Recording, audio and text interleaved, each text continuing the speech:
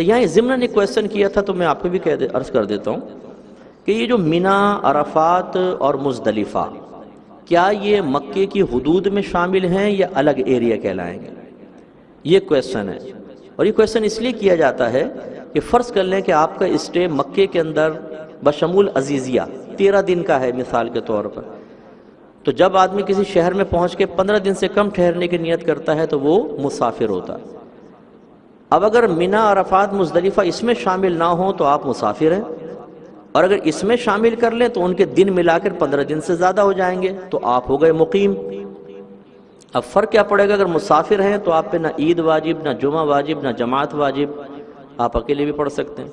لیکن اگر آپ مقیم ہیں تو جمعہ بھی فرض ہو گیا آپ پر، اور اس کے علاوہ نمازیں پوری پڑھنی ہیں، قصر نہیں پڑھنی ہے، آپ نے پوری نمازیں پڑھنی ہیں۔ تو اب اس میں علماء کا اختلاف ہے۔ پہلے دور میں بہت سے علماء یہ کہتے رہے ہیں کہ مینا، مزدلفہ، میدان عرفات مکے کی حدود سے باہر ہے کیونکہ کافی فاصلہ تھا۔ لیکن اب جب آپ جا کر دیکھیں، جو ٹنل خاص طور پہ بن گئی عزیزیہ سے، یوں نکلے مینا میں، اور اگر آپ تھوڑا سا اس طرح چلے جائیں، بن داؤد کہلاتا ہے، بہت بڑی مارکیٹ ہے، بن داؤد سے یوں مڑیں گے بالکل سامنے مینا۔ تو اب یہ جو مینا، مزدلفہ، عرفات ہمارے نزدیک جو ہیں یہ ہو گئے ہیں فنائے مکہ۔ اسی لیے آپ سنتے ہیں کہ کراچی اور اس کے مضافات میں روزے کا یہ وقت ہے۔ کراچی تو ہے، مضافات کیا ہے؟ مضافات ہوتے ہیں جو متصلاً ایریاز ہوتے ہیں بالکل سٹی کے ساتھ، وہ اسی کے حکم میں شامل ہوتے ہیں۔